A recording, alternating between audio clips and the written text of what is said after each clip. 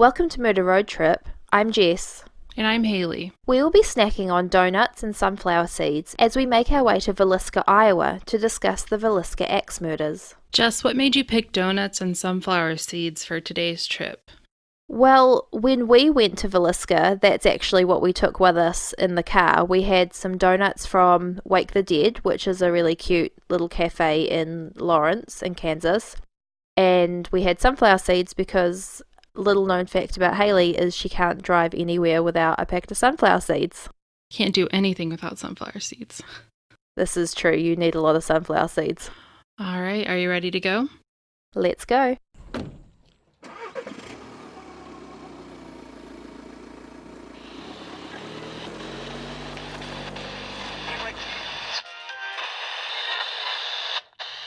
We lost the station again.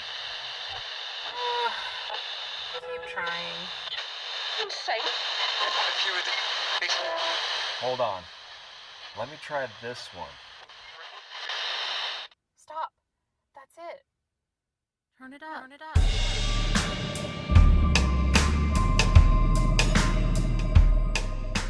A few weeks ago, Haley and I travelled to Villisca, Iowa and visited the Axe Murder House with Lainey from True Crime Fan Club and our friends Aubrey and Emma. It was an interesting day and our guide John gave us a lot of information about the house and the history. Some of the information we already knew, as the Villisca axe murders are very well known.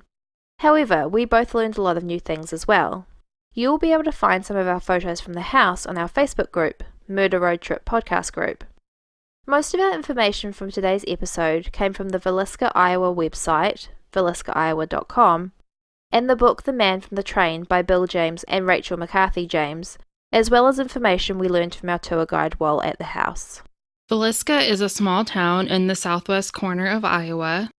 In 1910, the population was 2,039, and in 2010, the population was less than 1,300 people. Villisca was and still is a train town. In the early 1900s, several dozen trains would come through the town every day. Villisca was a major trading point, and in 1912, there were over 50 retail stores in town. It sounds tiny when you think about it from our modern perspective, but it was substantial for a small town back then.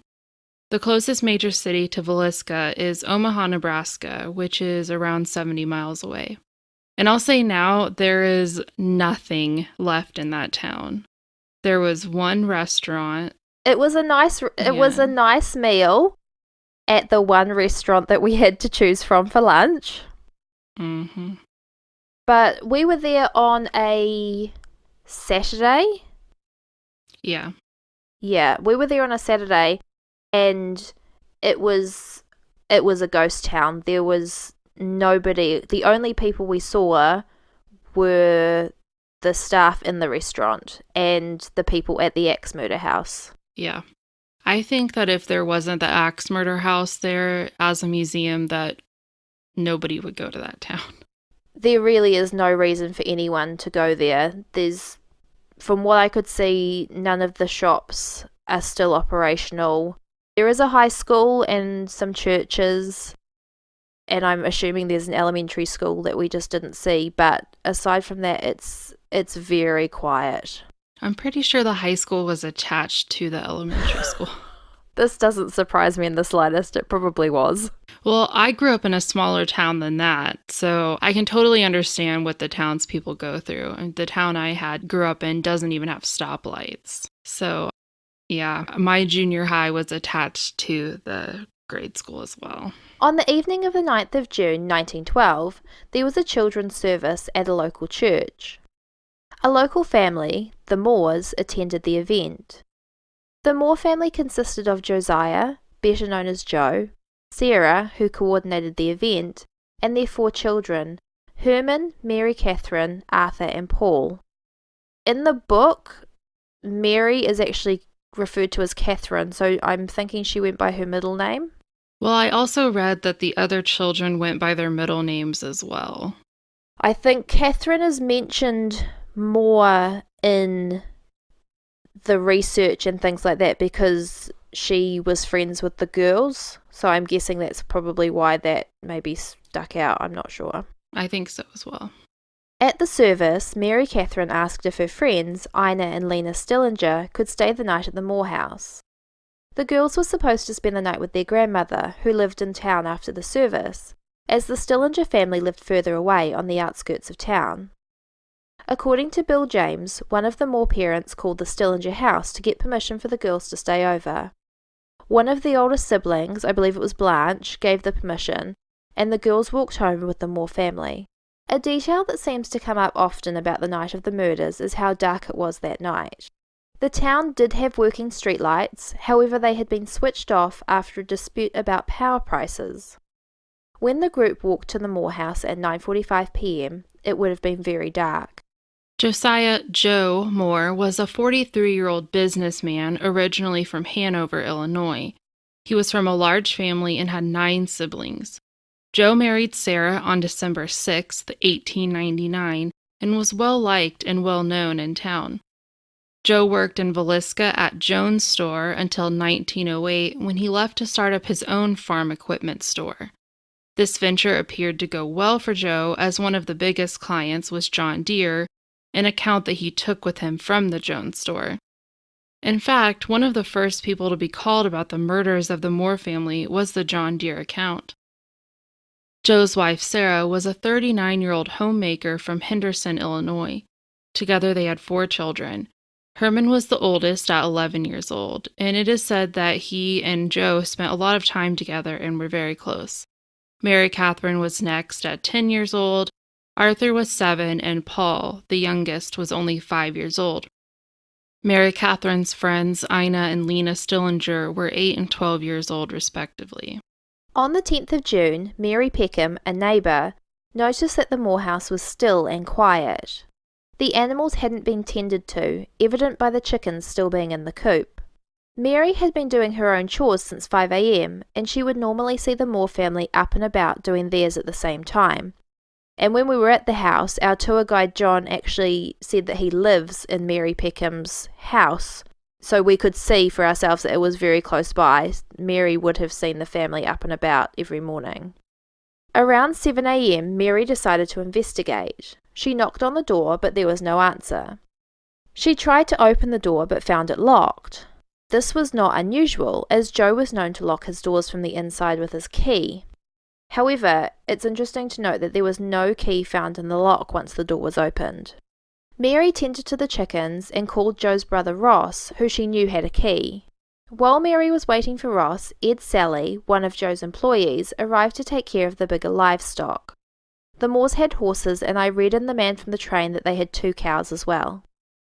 After feeding the animals, Ed joined Mary and they waited for Ross. Once Ross arrived, he walked around the house and tried to see in the lower story bedroom window, but the window was covered from the inside and he couldn't see anything. Ross knocked, shouted, and then finally let himself in using the key. When you walk in the front door of the house, you arrive into a sitting room. The parlor bedroom, where Mary usually slept, is directly off the sitting room. That night, however, the Stillinger girls had slept in the room, and Mary slept in the upstairs bedroom with her brothers.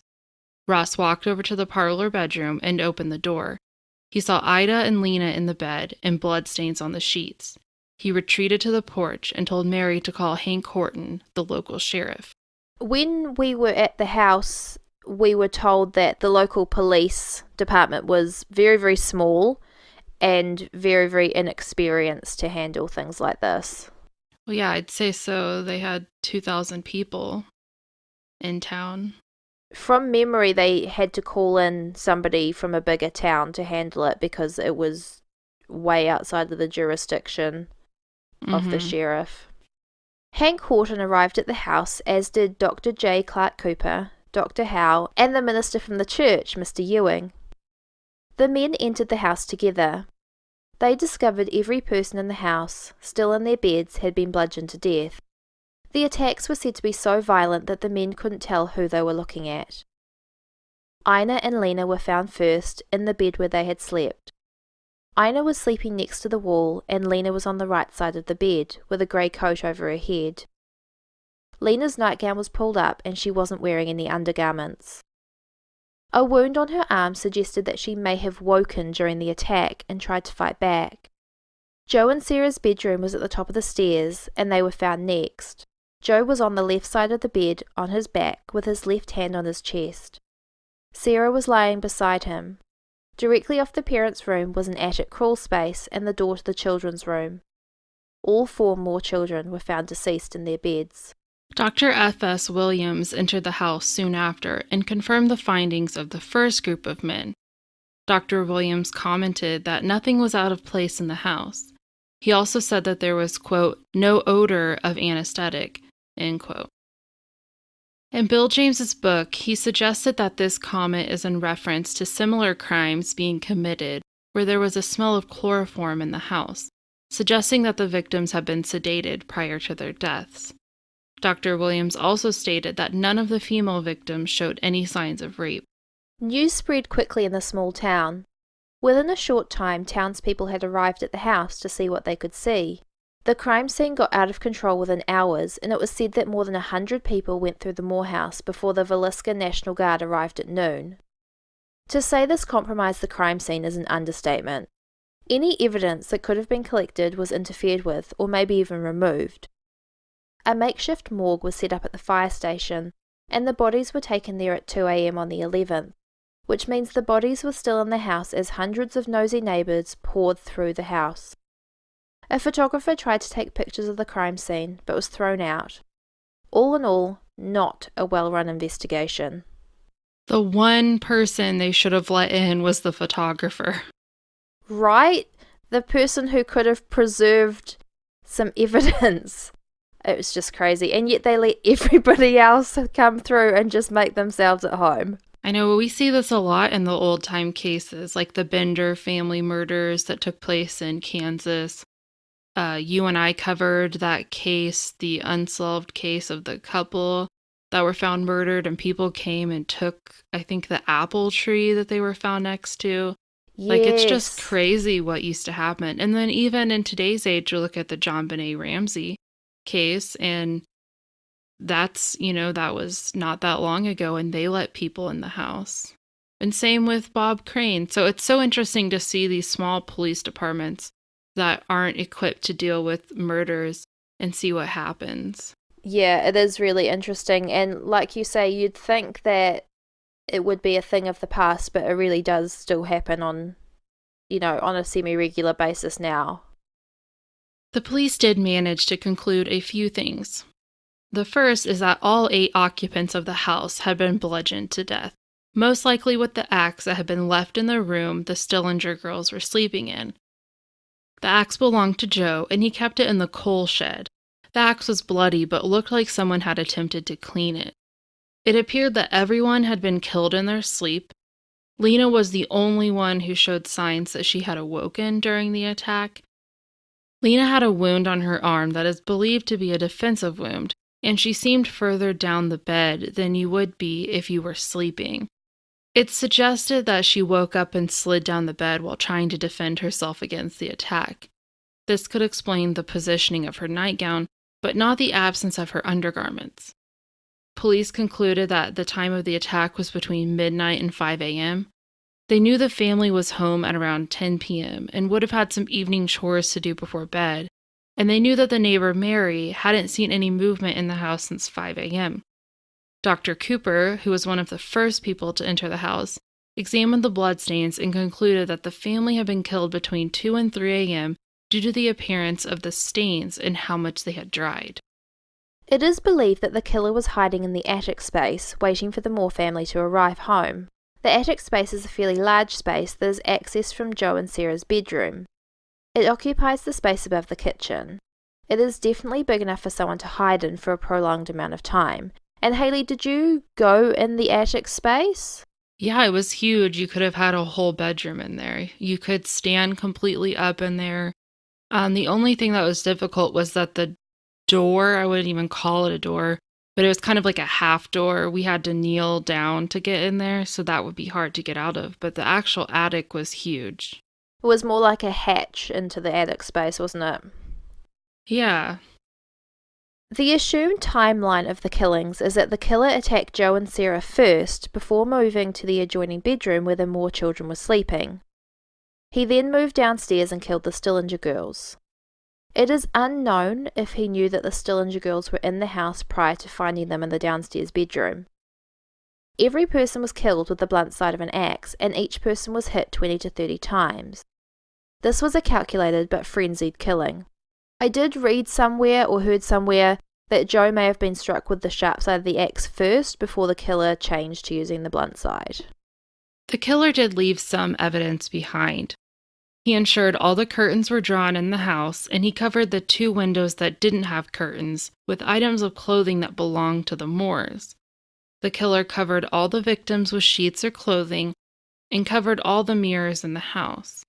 There was a kerosene lamp at the foot of Joe and Sarah's bed, which didn't belong in the house. The chimney was missing from the lamp, and the wick was turned back. The chimney was later found under a dresser, and a similar lamp was found at the foot of the Stillingers' bed. There were gouge marks in the ceilings of the upstairs bedrooms from where the killer had swung the axe. A couple of these marks are still visible in the house today. The killer left a piece of keychain on the floor of the parlor bedroom. A bloody pan of water and a plate of uneaten food was found in the kitchen, suggesting that he cleaned up and spent some time in the house after the murders. A 2-pound slab of bacon was found on the floor of the downstairs bedroom. Another slab was found in the icebox, suggesting that the bacon had been in the house and the killer moved it to the bedroom floor. Nothing was missing from the house. All the valuables were still there, which means it wasn't a robbery gone wrong. All the doors were locked and the house was secure, suggesting that the killer didn't rush off. He took his time before leaving. There was no shortage of suspects. In a small town, people talk and rumours fly. Sam Meyer was one of the first suspected. Ed Sally, the man who worked for Joe, informed the police of a disagreement between Sam and Joe. This information led the police to arrest Sam late on the 12th of June. However, he had a solid alibi and was 72 miles away in Nehawka, Nebraska on the night of the murders. He was quickly released. State Senator Frank F. Jones was Joe's former employer at the Jones store. Jones was upset because when Joe left to open his own store, he took the John Deere contract with him. It was a large contract and a big loss for the Jones store. There was also a rumor that Joe had had an affair with Jones's daughter-in-law, Donna, but this was never confirmed. Jones was accused of hiring a man by the name of William Mansfield to kill Joe. However, Jones denied the accusations and was never arrested. William Mansfield, the man who was allegedly hired by Senator Jones to kill Joe, is said to be responsible for other axe murders besides the one in Villisca. The axe murders of Roland and Ann Hudson in Paola, Kansas, were committed 4 days before the Villisca murders. He is also said to be responsible for the killings of Jenny Peterson and Jenny Miller in Aurora, Colorado. A private investigator said that he could prove that Mansfield was in town at the time of each murder. The investigator believed all the murders were connected due to a few similarities. All the victims were bludgeoned with an axe. All the mirrors and windows were covered, and there was always a chimneyless lamp at the foot of a bed. All crime scenes had a bowl of bloody water, indicating that he had cleaned up before leaving. This led police to also believe that they were dealing with a serial killer. William was arrested and extradited from Kansas City to Montgomery County, where Villisca is located. He was later released when he produced payroll records, which placed him in Illinois at the time of the Villisca murders. 2 years later, William was accused of killing his wife, infant, father-in-law, and mother-in-law in Illinois in July of 1914. And I read in The Man from the Train, which I know I'm referencing a lot, but it was a really interesting book, that back in those days it was not uncommon for private investigators to come around and just try and solve the murder super quickly because they wanted the reward. So this would happen quite a lot, where a private investigator would come and say, "This is it, and I can prove it beyond a shadow of a doubt," because they just want the reward money. That makes sense. I definitely think that there was a serial killer because all of those things are way too common to be done by different people. And also in that time, the news wouldn't have traveled that quickly that these things were happening in each place. So it's not like they could have very likely had a copycat killer situation going on. It's Yeah. definitely very interesting. I don't know that Mansfield was the killer, but there was something going on there. I agree that it was definitely a serial killer, but who it was, I don't think we'll ever know. Mm-hmm. The final suspect we will discuss is Reverend George Kelly, who quite possibly wasn't really a reverend at all. Jess read in The Man from the Train that he was more of an intern. We are going to refer to him as a reverend because that's what all of the newspapers say, but he might have made up that title. As you're going to find out, he may not be super trustworthy. Reverend Kelly was a traveling preacher who immigrated to America from England in 1904. He had a mental breakdown at a young age and was known for his odd behavior, and was also a well-known peeping Tom. Those two things go together very well. Reverend and Peeping Tom. At the time of the murders, Reverend Kelly lived in Macedonia, Iowa with his wife. Macedonia is around 40 miles from Villisca, so it's not too far. Reverend Kelly had been invited to Villisca to take part in the Children's Day celebrations, and he had left town before the bodies were discovered. While on the train out of Villisca, Reverend Kelly allegedly told other passengers that there were 8 dead people in Villisca that had been killed in their sleep but had not been discovered yet. He also seemed very interested in the murders. Days later, he went back to Villisca, told police he was from Scotland Yard, and asked to tour the house. Reverend Kelly also sent rambling letters to the police about the murders. In the letters, he said things like he was walking past the house and heard an axe thud. He said that the killer went out onto the porch, and he also said that Sarah, quote, reared up in bed, end quote, after she was bludgeoned. Authorities took these letters seriously and wrote back to Kelly, hoping he would provide more details. But Reverend Kelly was committed to the St. Elizabeth's Hospital, which was the National Psychiatric Hospital, in 1914. When he was out of the hospital, he was finally arrested in May of 1917. He made a confession and signed it on August 31st, 1917. So quite quickly after Reverend Kelly's confession, he actually recanted. So from what I understand, the prosecution only had his recanted confession. So there could have been a timeline issue with when Reverend Kelly said on the train that there were 8 dead people in Villisca. There's a possibility that he did say that, but actually it wasn't until a couple of weeks later when he was leaving Villisca for a second time, because he caught the same train a few weeks later. So in the book, The Man from the Train, it suggested that there may be a timeline issue and the witnesses are misremembering when this quote-unquote confession was made. It was also said in the book that the witness statements from the people on the train were taken in 1917. So this was years after the murder. Who can remember what date and time they can remember a crazy person on the train? Like 5 years later. Oh, yeah, they could have been like, oh, it was a Monday morning. He said this. I definitely believe that he's not the murderer. And I think he was just wanting attention. And it went too far. The first trial of Reverend Kelly was held in September of 1917. Reverend Kelly was on trial for the murder of Lena Stillinger. And this was so, and presumably this was because the prosecution felt they had enough evidence for that murder, but also so if he was acquitted of this murder and they decided to, they had 7 other murders they could try him on. Very smart, because if they tried him on all of the murders at once and he was acquitted for any reason, they were done. The prosecution argued that Reverend Kelly's mental state and confession proved his guilt. They also pointed to a bloody shirt that he had sent to be washed the week after the murders, and the fact that he was talking about the murders before the bodies had even been discovered, but as we've just discussed, there could have been a timeline issue there. This trial ended in a hung jury.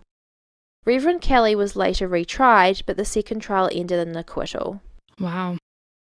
It's crazy that he was really the only one to ever be tried. Yeah, and I think it's crazy that they tried him twice. I mean, they had no evidence apart from the fact that he was a bit strange. He had a recanted confession. He had a shirt with blood on it, but does that mean, what does that mean? Mm-hmm. He could have cut himself shaving. We don't know. Another suspect that we decided not to talk about was Henry Lee Moore, who was a big serial killer. It's not related to the Moore family, but I didn't think that there was anything even substantial to bring up with him. But you might read about him and some research if you decide to go out and look on your own. Yeah, and I think the more you dig, the more sort of people pop up that have been looked at by, armchair detectives and things like that over the years, but I really don't think we are ever going to know we know what happened. I don't think we're ever going to know who committed this murder. In the book, it's very heavily suggested that it was a serial killer who was operating based on where the train lines took him. So someone who would come into town, get off the train, commit a murder, get back on the train and just disappear. And if nobody knows you're there, you're never a suspect. It's a perfect idea. And it worked. Because he never got caught. When we were talking to John, our tour guide, he said that, because he's been working there for a few years and he's probably the most knowledgeable person you'll find about the house now, he said that that's the one theory that has resonated with him in all the years that he's worked there. And I can see why. Mm-hmm. So I was super excited to go to the house and to see everything for myself. I'm the type of person where I can read about things, but I can't really make a picture in my head. So actually being there was a really interesting experience. A couple of interesting things that we sort of spotted in the house is that in the kitchen there are bowls. Like, it's set up like a kitchen would have been set up. And people leave money in the bowls as sort of an offering to the spirits in the house, which I thought was quite a lovely gesture of people, and if that makes people feel better about, their experience there, then that's quite nice. People also come and leave toys in the children's room as another sort of offering for the people there, which again was sort of quite heartwarming, I suppose, if it can be heartwarming. Yeah, that was really nice. Yeah. It's nice to know that these people haven't been forgotten and that their memories are still honoured, I suppose, is what I'm trying to say. Yeah, I agree with that. Do you think that the house is worth going to? Because it's out of the way from everything. It is really out of the way. I think if you're within a couple of hours, then definitely. I think it was worth going to.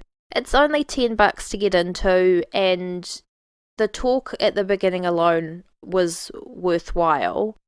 And if you're interested in the Villisca story, which a lot of people are, it's just one of those ones that has captured, everyone's attention, then it's definitely worthwhile going to see it if you are nearby. I probably wouldn't make a cross-country trip for it, though. Yeah.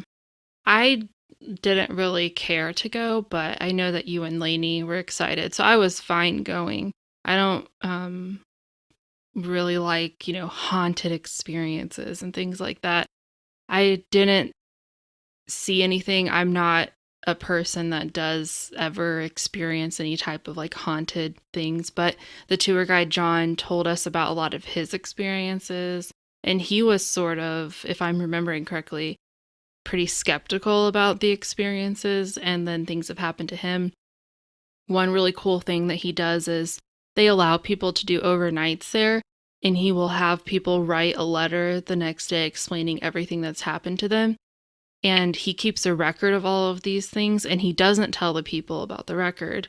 And there are multiple things that happen to almost every person, and they wouldn't know what those things are. So there are some things that are adding up, I felt like the house definitely had a creepy feeling. I don't know if that's because I was told the story, there's no electricity. It's definitely set up like a house for 1912. So the people that stay there overnight, there's nothing there for them. There's electricity in there's a little sort of shed where you pay, and you can buy a fridge magnet and things like that. And there's electricity in there, and I think John said they can run an extension cord so people can like bring a lamp if they'd like. But other than that, there's no electricity. And you sleep on the floor because obviously, you can't sleep on the beds and stuff. Then, from what I understand, it's not the actual furniture, it's furniture from approximately that period that would have been similar to what would have been in the house. Mm-hmm. And the axe isn't there. It's like in a historical society somewhere or something like that. So you won't see the actual axe. It's not even in Villisca anymore. It was, I think, at the town hall for a very long time. But yeah, it's somewhere else in Iowa. Yeah, that's crazy. I would definitely go if you're close, but you don't get cell service, and there's only one place to eat, and the tours get really busy, so they're only open for a very short amount of times. They only take cash. So, it's something that you have to plan for. It's definitely not something that you would sort of stumble upon, I don't think. No. You have to go way out of your way. You have to mean to go there, yeah. But I'm glad we went. I don't like saying I enjoyed the experience, but I found the experience very, very interesting. It's definitely something that I'm glad that we went out of the way to do. Again, like, I didn't have any like haunted experiences or anything like you, Hayley. I was quite susceptible to that type of thing when I was younger. As an adult, not so much, but I felt like the house was creepy, and I kind of felt a little bit sick in my stomach, but I think that's because I was in this house where 8 people had died, and I knew that, and that was just like my emotions. But other than that, it was creepy because it was dark inside. It was a grey, rainy day, and it was dark inside the house because, like you said, there's no electricity. The stairs squeak and creak as you go up them, which is really, can be quite jarring if you're not expecting it, and you're already in like this hyper-aware situation. Mm-hmm. Yeah. And Aubrey, our friend, really gave me a fright because I didn't realise that all the curtains had bells on the bottom. And she moved the curtain slightly, and I jumped. I was like, oh! She was like, it's just me. That's funny. So that's the closest I got to a haunting experience. Was it her that moved the bell? I hope so. Oh, anything else, Hales? No, I think that's it. Okay. Well, until next time, please remember to check your back seats, and we'll see you at the next rest stop.